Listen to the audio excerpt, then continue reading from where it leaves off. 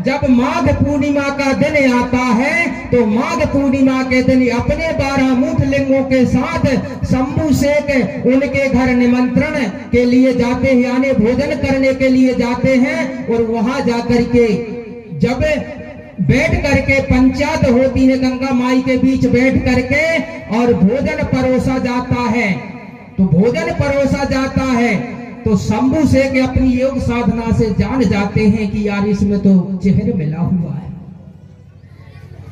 बोले आप लोग भोजन नहीं करेंगे, 12 मूठ लिंगों आप भोजन नहीं करेंगे और जो भी सगाजन मेरे साथ आए हुए हैं वो भोजन नहीं करेंगे। बोले क्यों महाराज क्यों नहीं करेंगे? अरे आप भोजन करने के लिए तो ही लाए हैं यहाँ पर, हम भोजन क्यों नहीं करेंगे? बोले नहीं पहले भोजन मैं करूंगा। तो लिंगों ने पूछा क्यों करोगे आप भोजन?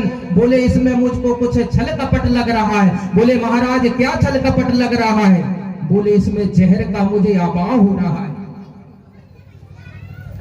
तो लिंगों ने कहा जब आपको जहर का अभाव हो रहा है तो आप भी भोजन क्यों कर रहे हैं? नहीं बोले मैं जहर का यानी भोजन मैं पहले करूंगा, मैं इसका जायजा लूंगा, अगर इसमें जहर नहीं होगा तो आप भोजन करना, नहीं तो मुझको देख करके आप भोजन बिल्कुल मत करना। तो इस प्रकार से जब शंभू शेख कहते हैं तो सारे सगाजन घबरा जाते हैं और 12 मूठ लिंगों भी घबरा जाते हैं। तो लिंगों कहने लगे हे महाराज जहर भोजन में मिले शंभू खाओ ना। हे बाबा आप हमारे महाराज हैं और इस सगा समाज का कल्याण करने वाले हैं और इस सगा समाज को आप अपने पास रखने वाले हैं, अगर आपको कुछ हो जाता है तो हमारा क्या होगा? इसलिए है महाराज जहर भोजन में मिले शंभू खाओ ना, प्राण अपने तुम गवाओ ना। जहर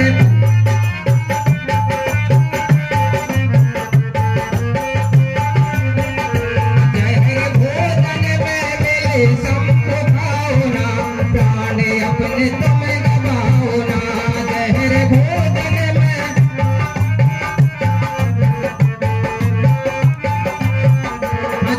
भोजन में मिले शंभू खाओ ना, प्राण अपने तुम गवाओ ना। जहर भोजन में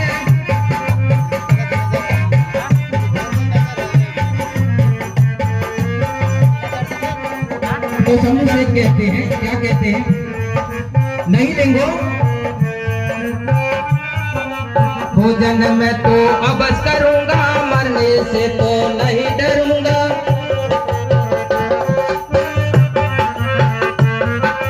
भोजन में तो अबस करूंगा, मरने से तो नहीं डरूंगा। सत्य वचन का पालन करूंगा।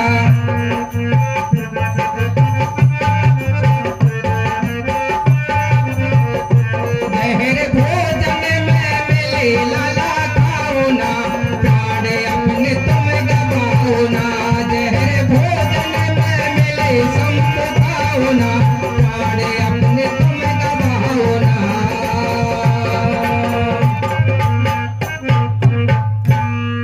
हे महाराज अगर आप इस जहर का पान कर लेंगे तो हमारा मार्गदर्शन कौन करेगा? इसलिए है महाराज आप इसका भोजन ना करें, इसको सेवन ना करें। तो 12 मूठ लिंगों की बात ना मान करके और शंभू शेख वह भोजन ग्रहण कर लेते हैं,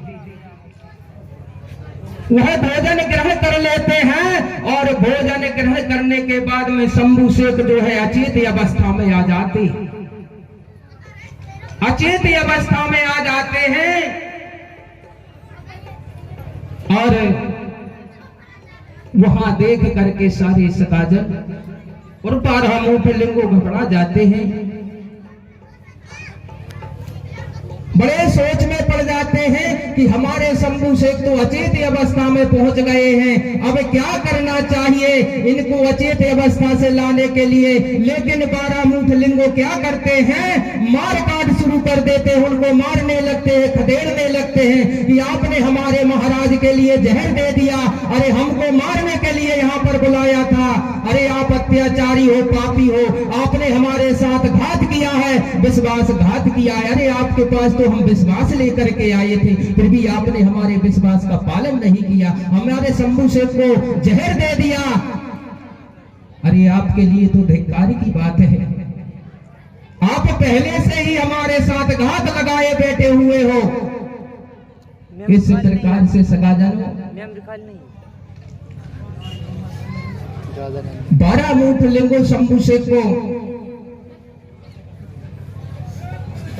हाथ में उठा करके अपने साथ लेकर के और पैनक मेड़ी ले आते हैं। जब पैनक मेड़ी ले जाते हैं तो वहां आकर के और कहा, महारानी हमारे शंभू बाबा को उन लोगों ने जहर खिला दिया है। तो यहां पर उनकी पत्नी जो थी गिरजा,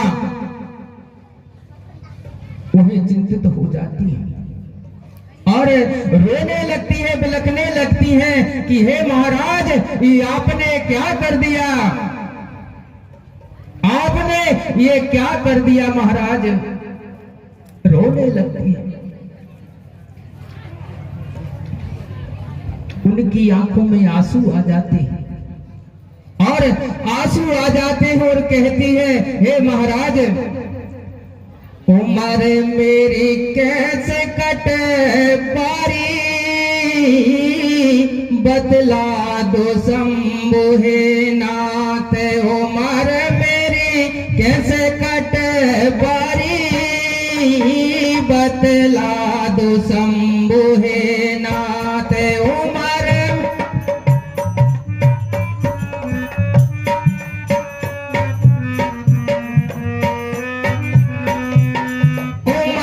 मेरी कैसे कटे बारी, बतला दो शंभू हे नाथ, उम्र मेरी कैसे कटे बारी, बतला दो शंभू हे नाथ, उम्र मेरी कैसे कटे बारी, बतला दो शंभू हे नाथ। आप तो चले गए, अब मेरा क्या होगा, मेरा भी तो कोई उपाय बताइए।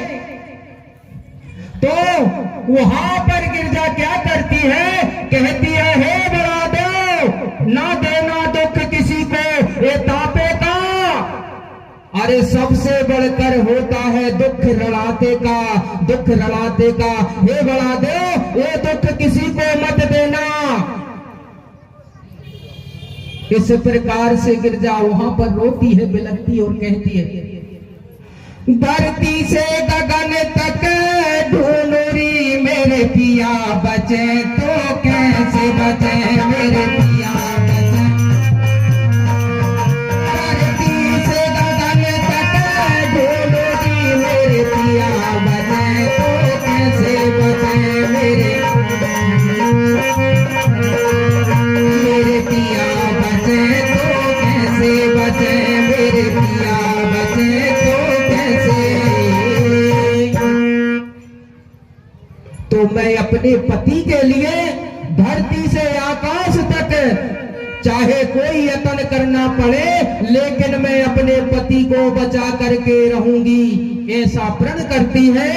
और क्या होता है सगाजनों, उसी दिन जोत जला देती है गिरजा, और जोत जला करके जिसको पचपावली कहा जाता है। अभी ये मेला निकल गया, माघ की पूर्णिमा के दिन ये निमंत्रण किया था, और उस दिन निमंत्रण पाकर के शंभू शेख वहां पर गए हुए थे, और वहां जहर का भोजन करके शंभू शेख अचेत हो गए थे। जब वह अचेत हो गए थे तो गिरजा यहाँ पर प्रकृति शक्ति फड़ापेन का वहां पर व्रत करती है कि हे फड़ापेन, और उसके साथ में उसी दिना से 13 दिन तक व्रत करते हमारे सगा समाज, आज भी करते हैं। आप चले जाइए कछारगढ़ की तरफ, 13 दिन तक व्रत करते हैं, आज भी करते हैं। यानी आज भी वो व्रत करते हैं, क्योंकि 13 दिन शंभू शेख अचेत अवस्था में पड़े रहे, अचेत अवस्था में पड़े रहे। और 14वें दिन यानी कि आज के दिन शंभू शेख होश में आए हुए थे। जब सारे सगाजनों को पता चलता है, 12 मूठ लिंगों यानी हमारे गुणवान आलेन में यह खबर फैला देते हैं कि हमारे शंभू शेख जाग गए हैं, चलिए आप शंभू शेख के दर्शन करते हैं। तो सारे सगाजन क्या करते हैं, जिसको जो हाथ में मिलता है, कोई गेहूं लेकर के दौड़ता है, कोई चने की डाली लेकर के दौड़ता है, कोई इमली लेकर के दौड़ता है, कोई बेर लेकर के दौड़ता है, यानी जिसको जो कुछ मिलता है वह लेकर के और शंभू बाबा के दरबार में पहुंच जाते हैं। वही व्यवस्था आज आप भी कर रहे हैं, लेकिन हमको पता नहीं है। उनने कहा भैया शंभू शेख की शादी हुई थी इसलिए हम ये चीज लेकर के आते। अरे ये पिसी की बाले चढ़ाने का कौन सा मतलब है, बेर चढ़ाने का कौन सा मतलब है, चना की डाली चढ़ाने का कौन सा मतलब है। तो उस दिन जिसको जो कुछ भी मिला अपने हाथ में लेकर के वो शंभू बाबा के दरबार में पहुंच जाते। सारे के सारे जब आते हैं तो वहां पर ढेर लग जाता है, चनों का ढेर लग जाता है, गेहूं का ढेर लग जाता है, बेर का ढेर लग जाता है। तो शंभू शेख के जो 12 मूठ लिंग होते हैं, जो भूमिका होते हैं, वहां पर बैठे बैठे बोलते भैया ये आप लाए हो ये रखा रखा खराब हो जाएगा, इसलिए लीजिए आप अपने घर वापस ले जाइए। तो ये उठा करके वहां से 12 मूठ लिंगो यानी हमारे भूमिका उनको वापस देते हैं। वही प्रथा आज भी चल रही, लेकिन उसका हमको पता नहीं है। चलिए हमारे उनके जी एक गीत लेकर के आ रहे हैं, फिर पुनः हम आगे का रस